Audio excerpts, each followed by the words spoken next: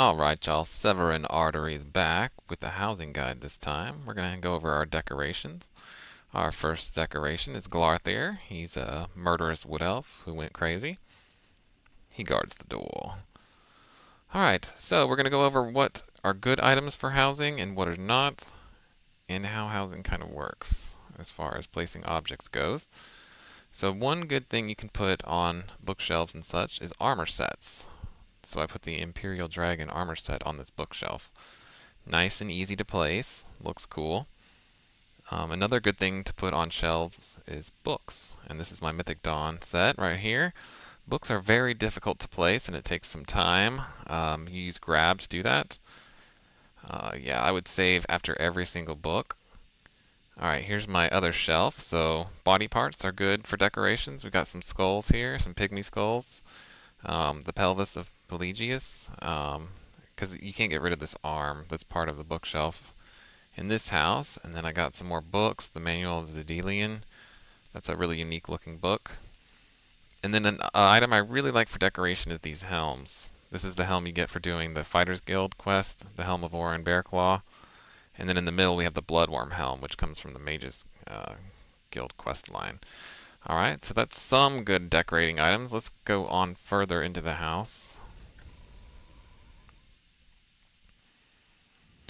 Alright, so one really good thing you can use for decorations is weapons.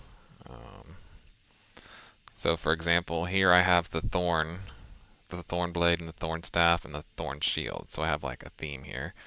And we've got the Aeliad statues, which are horrible decorations because they're literally sinking into the floor. So you may never want to use those. Oh yeah, it's happening on both sides. At least it's happening symmetrically.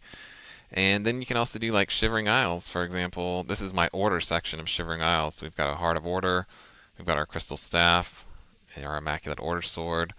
These big wooden or big stone shelves are really good places to highlight things.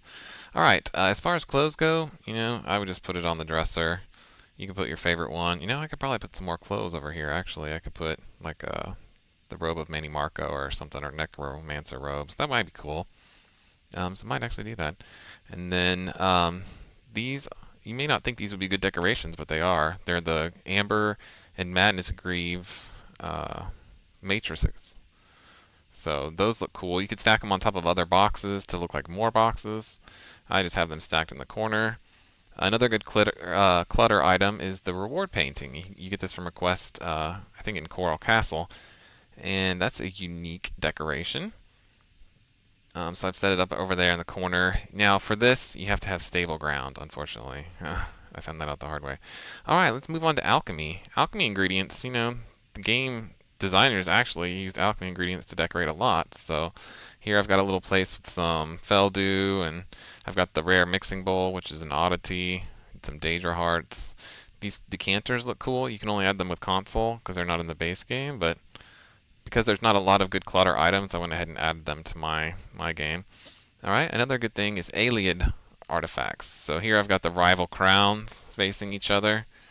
And Avarla Stone and the Welkin Stone, they're actually pretty stable when you put them on shelves. Some things are really unstable, like jewelry, which I'll talk about later.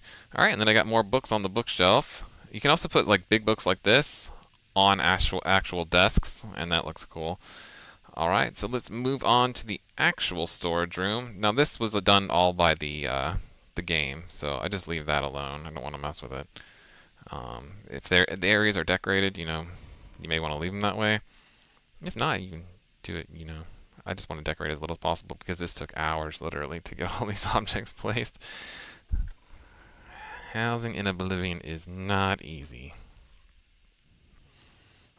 Alright, let's go look at the storage room real quick. So here we've got any of these kind of open barrels. I put Nerve Shatterer and the Perfect Amber Bow. That looks really cool in there. And those will stay there forever. And then over here we've got Duskfang in this broken chest. And then Shamble Skulls are another really good clutter item that's good for decoration. So there's a Shamble Skull. Here we've got a Daedric artifact, the Spellbreaker. Shields are great for decorating because unfortunately they can't do anything but lay flat, but they still look pretty good. Alright, here we got another Shamble Skull. And you can rep for your favorite town. So, for example, I'm a vampire, so I rep for Skingrad and the count there. So we've got the Skingrad shield and the Skingrad armor, which will make a cool decoration. All right, now let's come over here. Madness and Amber ores can be used for decorations. They're pretty stable. Here we've got another oddity. Oddities can be a good thing. They're small though. That's the only problem. But the Houndstooth key.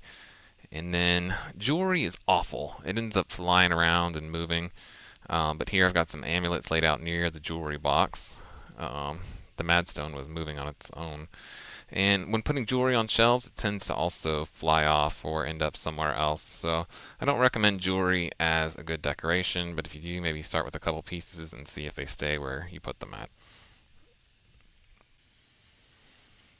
Oh yeah, if you do oddities, don't do the Gatekeeper arm in console because you can't place it and you can't drop it because it's a quest item. So just a warning there. But there's just some other cool oddities as well as the ones I showed you. So some problems with Oblivion's housing system. Placing stuff with the grab button is hard, especially books. You'll be doing it for hours if you really want to decorate. So you may not have the patience for that. You might try other things like daggers, which are nice and easy weapons to place. Skyrim really improved housing ownership. It was so much easier to place stuff in Skyrim. And in Oblivion, this is actually my first time actually decorating because it's so challenging. But the stuff does stay where it's put for the most part. Well, unless it's like jewelry or alien statues, which have a tendency to fall through floors and bookshelves. Yeah, there's not a lot of good decorating choices here in Oblivion. But I think I've showed you everything that I can. Hope you enjoy this video. Hope it helps you decorate your own house. And thanks for watching.